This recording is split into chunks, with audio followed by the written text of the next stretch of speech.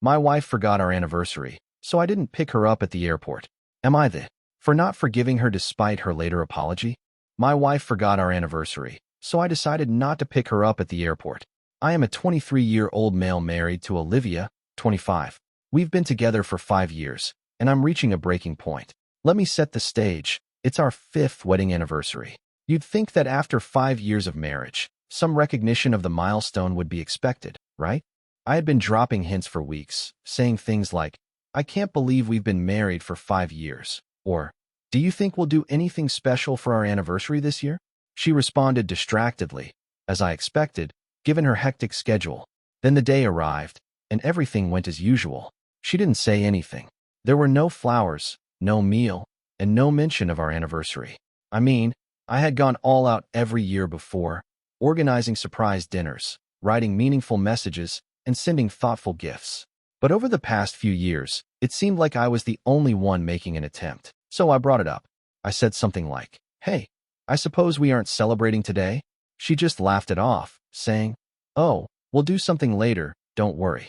But later never arrived. The day went by without her realizing it. I felt hurt and irritated. I've put so much into this marriage, and now here I am, feeling forgotten on our anniversary.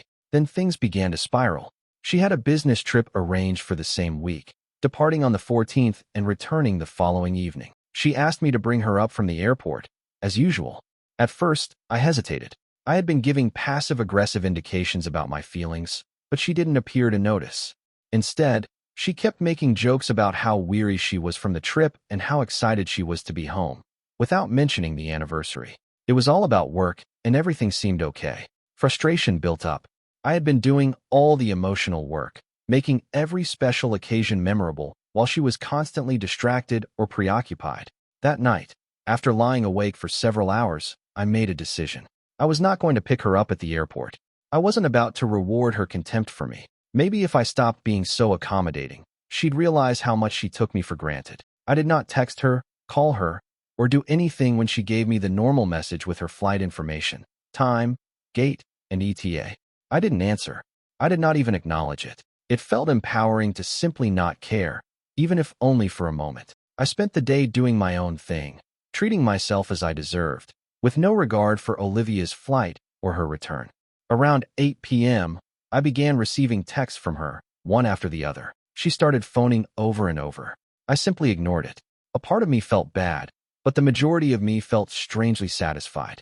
Olivia was stranded at the airport with no one to pick her up, and I wasn't going to be the dutiful husband anymore. She could figure things out. Finally, about an hour later, after ignoring her calls for what seemed like an eternity, I texted her, oh sorry, I completely forgot you needed a ride. This happens from time to time. I confess it was a touch petty, and I'm not proud of it, but after 5 years of always putting her needs first, I finally broke. The remarks were almost too sweet, full of irony. I knew it would enrage her, and that's exactly what occurred. The next text I received was a series of heated rants calling me selfish and reckless. She went on about how I was overreacting and being childish. I didn't care. The following several hours were a haze. She eventually found her way home, and as she came through the door, there was a chill in the air. She scarcely acknowledged me. She was still angry and sulking, and I didn't care anymore. I went to bed early that night and left her to her thoughts. The following day was no better. Olivia did not even apologize. She made the same old excuse about work being stressful, claiming she had just lost track of things. But I wouldn't have it. I wasn't going to let her brush everything under the rug anymore. I wanted her to admit she had messed up. I wanted her to understand what she'd done. As the days passed, I couldn't shake the sense that nothing would change. So I let her be angry, and me? I felt an odd combination of remorse and delight. I have no idea where this will lead, but I know I can't go back to the way things were. Something has to give. After I texted Olivia about forgetting to pick her up, I didn't hear from her for a while. But when I did, it was not pretty. She started texting and calling repeatedly. I ignored each one. Part of me wanted to just let her stew, but I kept my phone on silent, and hours passed. I wasn't going to rush to pick up the pieces because she was the one who had ignored me for so long. It wasn't until after 10 p.m. that I eventually surrendered and checked my phone. I had missed perhaps 15 calls and at least 20 texts. Most of them consisted of her calling me petty, reckless, and juvenile. She was infuriated. The most memorable text was one that read, "You really had to leave me stranded? Is this how you treat me after all I've done for you?" I wasn't going to fall into that guilt trip. Instead, I said quietly, "Maybe now you know what it feels like to be forgotten." I didn't say anything else. I knew any additional explanation would be lost on her. Olivia attempted to defend herself as best she could. Her response was classic. "I apologize, okay? But I've been occupied with work. I did not mean to forget the anniversary. You know how hectic things have been recently." It was the usual excuse she had always used, job stress. But this time, it wasn't going to work. I did not respond right away. I just let the silence linger between us. After a while, she got the hint. It wasn't until the next morning that I realized how deeply she'd been affected by the entire affair. Olivia waited at the airport for more than 3 hours. Apparently, she tried to phone me every half hour throughout that time. She couldn't catch a cab soon because she didn't want to spend money on it. She eventually gave up and hired a cab, but by the time she arrived home, it was already past midnight. When she came through the door, I didn't welcome her or make small conversation. She did not even look at me. She simply went past me, dropping her suitcase on the floor. It was obvious that she was still irritated. The tension in the room was thick enough to cut with a knife. She tried to talk, but it was more of a monologue about how unfair I was. "I worked hard, and this is how you treated me?" she inquired, her voice filled with frustration. But the excuses were no longer effective for me. I wasn't interested in hearing about how difficult her job was when I felt like I'd been carrying this relationship alone for months. The first night back was horrible. We did not converse much. The only time she looked at me was while I was preparing for bed. I could feel her stare at me, but I couldn't bring myself to say anything. I was not going to make the first move. The next day, Olivia tried to make things right by texting me and stating, "I've been working so hard lately, it simply slipped my mind. You know how it goes. Same old narrative, same lame excuse." At this point, it was clear she didn't get it. We scarcely communicated for the following 2 days. Every time we did, she seemed to be walking on eggshells. She was passive-aggressive, and I was not about to back down either. I had made my point, and I was not going to let her convince me that everything was all right just because she offered a few meaningless apologies. It didn't help that her father became involved. He called to ask why Olivia had to take a cab home. He was concerned, of course, but it seemed like he was trying to make me feel guilty. "I can't believe you left her there," he said. "She'd been working so hard, and you just let her figure it out on her own." I had no idea how to answer, so I didn't. I let the call finish and walked away. Later that evening, Olivia made an effort to apologize, but it was not real. It felt forced, as if she was saying sorry simply to relieve the tension. "I guess I could have done better, but you didn't have to leave me stranded," she replied. There was no true accountability, no understanding of why I was furious in the first place, only another deflection. I wasn't going to accept a half-hearted apology. I told her, "I'll get past this if you can acknowledge how I feel and start being more considerate. It's not only about the anniversary. It's about how you treat me overall." How did she respond? She accused me of overreacting. She claimed I was overreacting to the situation, but I refused to back down. After a few more days of stillness and tension, I decided to establish some boundaries. I wanted space to focus on myself, so I resumed my own activities. It was a comfort not to have to continuously attend to her moods.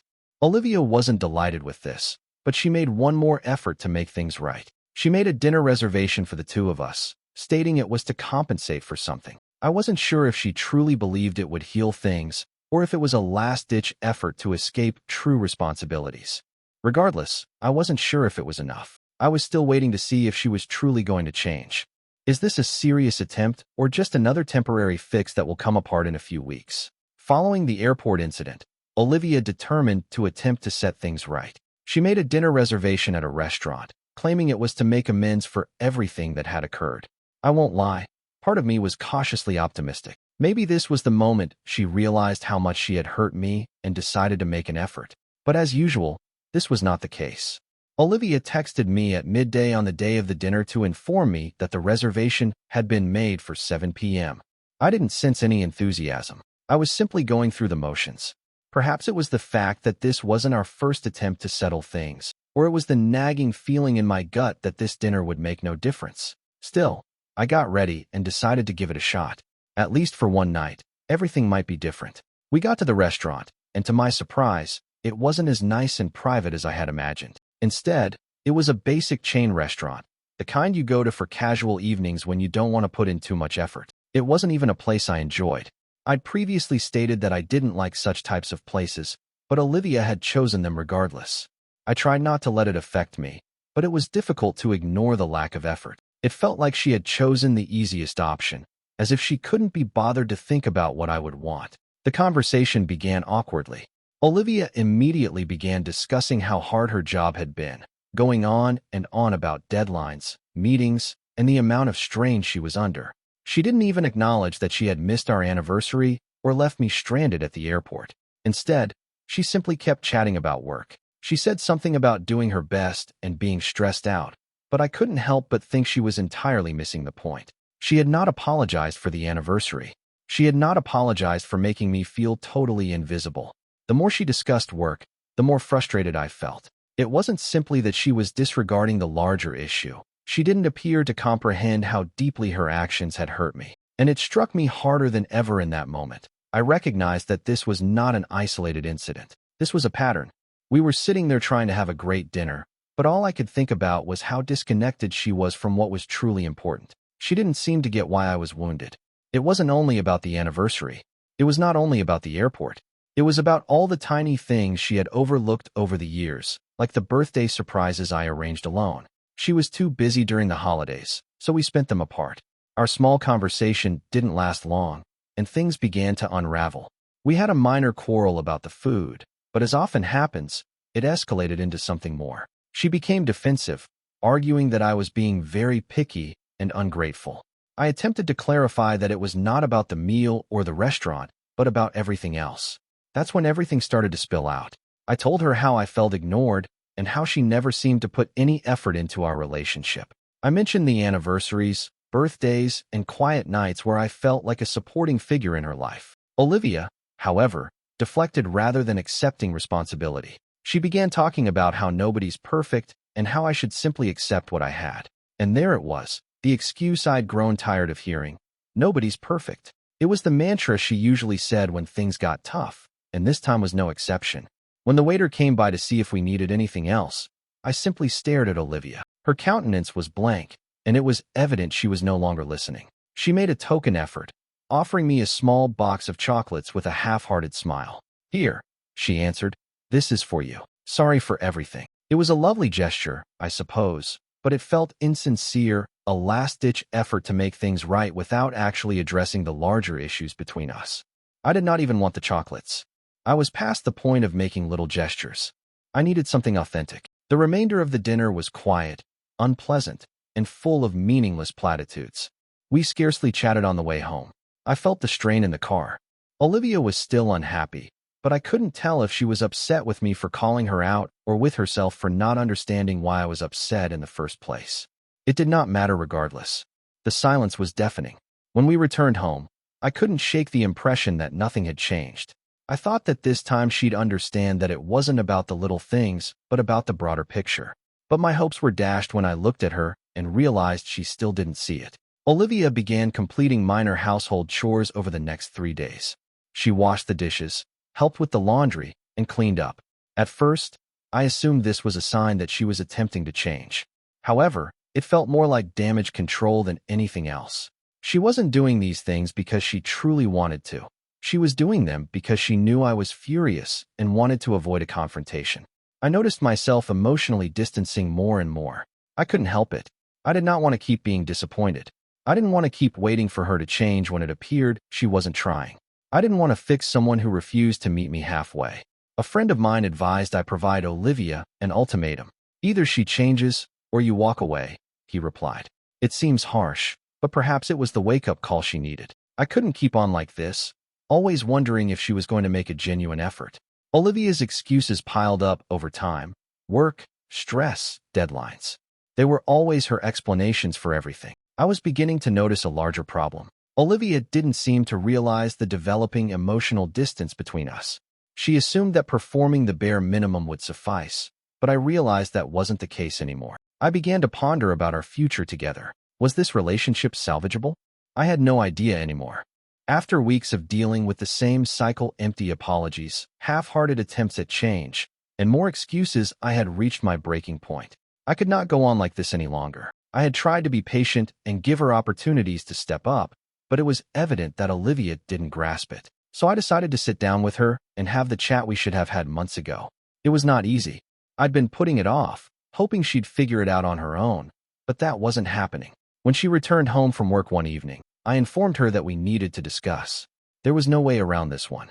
We sat in the living room, and I could immediately feel the tension rising. I didn't want to yell, but I couldn't hide my feelings any longer. I began by telling Olivia, "I can't do this anymore. This relationship has been one-sided for far too long. You've disregarded me, forgotten critical events, and never accepted responsibility for any of it." She only glanced at me, bewildered. "What are you talking about?" she asked. "I've been working so hard, and you're acting like I'm doing nothing." I took a deep breath and tried to remain cool. "It is not about your work, Olivia. It's about how you treated me. The anniversary, the airport incident. I've tried to make this relationship work for both of us, but you haven't even attempted to meet me halfway." Olivia instantly went on the defensive, as she usually does. "You're blowing things out of proportion," she continued, her voice rising. "You're acting like I forgot your anniversary on purpose." "I didn't mean to forget, okay? I've been stressed out with work," Olivia responded with defiance. I was not buying it. "It isn't only the anniversary, Olivia. It is everything.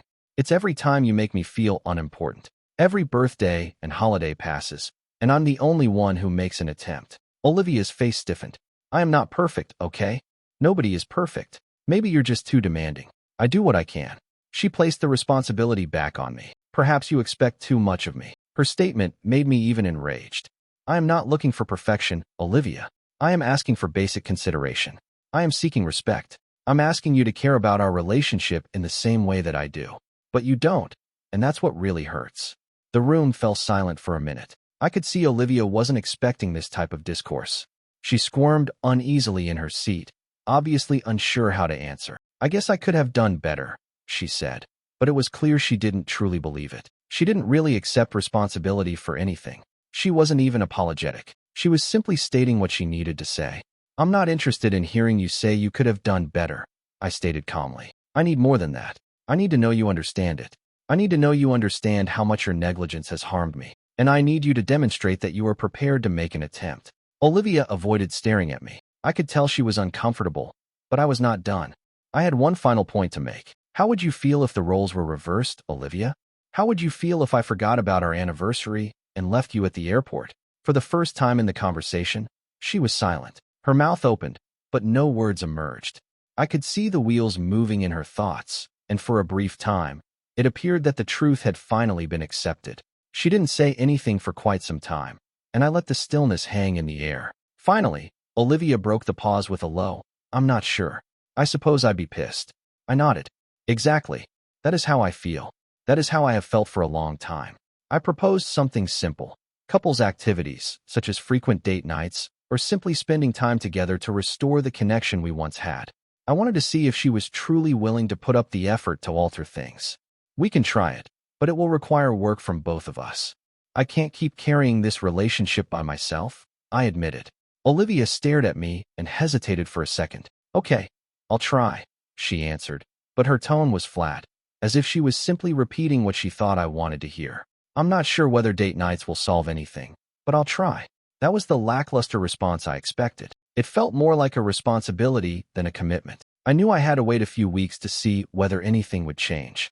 I couldn't simply accept her word for it. The conversation concluded on a tense note. Olivia did not appear convinced, and neither did I. We went to bed without saying anything more, both of us lost in our own thoughts. I kept wondering if Olivia's statements were sincere, or if she was just saying anything to get me off her back. I chose to give it time, but I knew I couldn't wait forever. I had already invested so much in this relationship, and I wasn't sure how much more I could offer. If nothing changed, I couldn't let myself become trapped in a cycle of disappointment and broken promises. So now I'm simply waiting to see if Olivia will make an attempt or if she'll revert to her old habits. I'm not sure what will happen, but I do know one thing. I'm not going to stick around for another false promise. After that serious chat, things appeared to take a turn for a time. Olivia tried harder. She actually organized a small date night for us, which included dinner at a local restaurant we both enjoyed. Nothing extravagant, but it did feel like an effort. She also began to assist around the house more, cleaning dishes without being asked, bringing out the garbage, and picking up groceries. Things appeared to be improving for about a week. I even began to wonder whether she was finally getting it. Maybe I was wrong about her. But during the second week, things began to return to normal. Olivia canceled a planned outing, claiming that work had piled up and she couldn't get away. Again, work stress was her go-to excuse. I tried to be understanding, but it was difficult not to perceive it as yet another meaningless excuse. I was frustrated. I had hoped that her efforts in the first week were meaningful, but they suddenly felt like a temporary fix, something she did only to keep me quiet. The saddest thing was when Olivia forgot another milestone. She didn't recall the day we first met. It wasn't something big, just a minor detail that mattered to me. I mentioned it lightly, but she just shrugged it off as if it were no great deal. In that instant, I knew she was no longer trying to keep track of these things. She didn't care about the small things that used to matter to both of us. It was only me attempting to hang on to whatever spark we had left while she appeared to be losing interest. I began doubting everything. Did Olivia genuinely care about our marriage? Or did she simply assume that I would always be there? She didn't appear to realize how much effort I was putting in, which hurt more than I'd want to admit. I wasn't sure if she still respected me or just took me for granted. One day, while cleaning up the living room, I discovered something that made my blood run cold. I found Olivia's calendar stashed beneath some papers on her desk. I don't typically rummage through her belongings, but something told me to look. I noticed the date of our anniversary marked on the calendar. But here's the thing, she still forgot it. It was as if she had prepared for it, made a note of it, but then forgot about it when it finally arrived. I was quite frustrated. Later that night, I confronted her, wondering why she had marked our anniversary, yet still forgot about it. She made some poor excuse about forgetting to check her calendar that week. That is what she said, as if it were an innocent mistake. It was not a mistake, it was plain negligence. When I looked at the calendar more thoroughly, I realized what had actually been prioritized. There were work obligations, sporting events, and weekend vacations with pals, but almost nothing about us. Our relationship seemed to have slipped under her notice. I had understood that work was always her top priority, but seeing it set out like that stung me harder than intended. I had tried so hard to keep things going between us, but it seemed like she couldn't be bothered. The final straw arrived a few days later. I overheard Olivia on the phone with a friend, discussing a weekend trip they were arranging for a sporting event. She was ecstatic about it, discussing the trip specifics as if it were the greatest thing ever. I felt terrible to my stomach. This was something she had not revealed to me. She had time for a weekend excursion with her pals, but she couldn't remember even the smallest details about me. I tried to dismiss it at first, but the more I considered it, the more betrayed I felt. It wasn't simply that she prioritized her hobbies.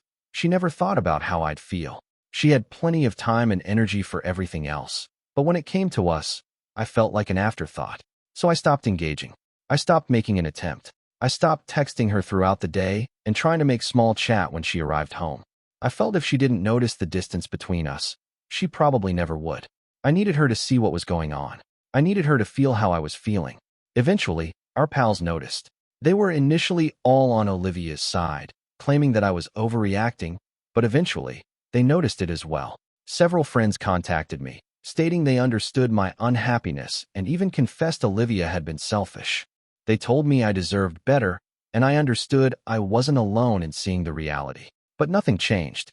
The final blow came when Olivia canceled our scheduled dinner date to attend a last-minute gathering with her pals. She didn't even tell me in person. She sent me an apology, stating she couldn't refuse the invitation. That was it. That was when I understood I needed to make a decision. This was something I couldn't keep putting off. Olivia wouldn't change unless I forced her to. I could wait for her to figure it out, but at what cost? The longer I stayed, the more I felt like I had lost myself. I needed to stop waiting for a relationship that was unsatisfactory. Now I'm at a crossroads. I'm not sure if I have the strength to walk away, but I can't keep continuing like this. The emotional barrier has grown so far that I'm not sure how to bridge it anymore. Something needs to give. It's time for me to make a difficult decision about my marriage. One that will either force her to wake up or allow me the space I require to move on. After everything that had happened, I felt it was time to take a step back and consider what I really wanted. I needed to decide if I wanted to keep trying in this relationship or if it was time to walk away for forever. So I chose to spend the entire weekend alone. I did not respond to Olivia's texts or calls. I didn't even leave the house often. I needed room to think, and this time I wasn't going to allow my emotions influence my decision. During that weekend, I finally realized the reality. I had been settling for less than I deserved for quite some time. I recognized how emotionally spent I had gotten by clinging to something that no longer existed. The small things I did for Olivia, the gestures, the effort, all seemed to go unappreciated. She wasn't making an effort to make me feel respected. She was not even trying. And the worst part? Olivia didn't seem to notice anything wrong. She simply went about her normal routine, figuring everything was great. That understanding ached. I spent the entire weekend reflecting on how much I gave to this relationship and how little I received in return. I was no longer upset about the anniversary or the airport event. I was concerned about the big picture. Olivia had never really cared about putting me first. She had never seen me as a priority. When I came out of my weekend of reflection, I realized I couldn't keep pretending everything was fine. I was emotionally weary, and if I stayed in this relationship, I would only continue to be harmed. So I arranged one last conversation with Olivia. This was it. I was going to lay it all out and set clear boundaries for what I needed if this relationship was going to survive. I decided to wait until the following weekend to have the chat. Olivia was going to be home, and I knew it was our last chance to actually talk. I was prepared to be direct, to tell her everything I had been keeping hidden for so long. When the time arrived, I sat with Olivia in the living room. She could see something was wrong, but I don't think she expected what happened. I began by telling her that I couldn't continue in a relationship in which I felt underappreciated. I've tried to connect with you, I explained, but nothing has changed. You're always too busy, and I'm constantly making excuses for you. I can't do it anymore. Olivia appeared shocked. She couldn't believe what I was saying. She continued asking, "Why didn't you tell me earlier?" I didn't realize things were so horrible. It was as if she was taken aback by anything I said, but I found it difficult to feel sorry for her. How could she not have realized it? How could she not notice the impact her negligence was having on me? She instantly transferred the blame back onto me, saying, "You should have told me how you felt. I didn't realize things were this horrible. I thought everything was fine," she explained. She made it appear as if it was my fault for not being more outspoken about how miserable I was. That's when I realized she was completely out of touch with the state of our relationship. "I've tried, Olivia," I answered, trying to remain cool. "I've tried to connect with you multiple times, but you never listen. You do not take my problems seriously, and I have been left feeling alone. I can't continue doing this." Olivia did not take it well. She asked me for another opportunity. "I will change. I swear. I will put forth more effort. I will prioritize you. Please don't leave me." Her voice was imploring now, and her eyes were filled with desperation. For a brief moment, I considered backing down, but I knew I couldn't just let her keep making bogus promises. She had been doing so for years. "I'm willing to give it one last try," I told her. "But this time, things have to be different. I need you to actually show me that you can change. No more excuses, no more empty apologies." Olivia agreed, but I was not convinced. Her words were only that, words. Action spoke louder, and I wanted to see if she would follow through on anything she said.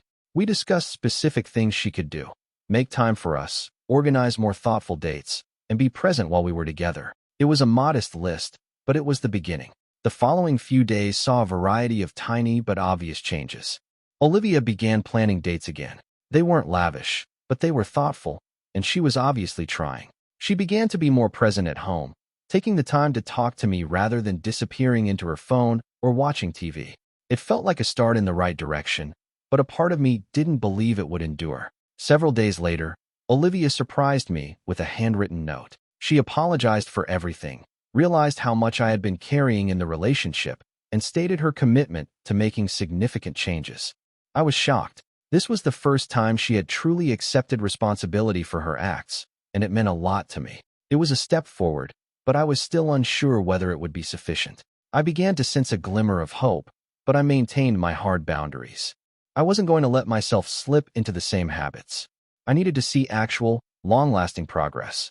For the first time in a long time, I felt hopeful that things would improve, but I wasn't going to base my happiness only on Olivia. That was how much I had learned. So for now, I'm cautiously optimistic. I'm not sure what the future holds, but I know I can control my own happiness, whatever happens with her. If things go better, that's terrific, but if they don't, I will be prepared to walk away. The decision is now in my hands.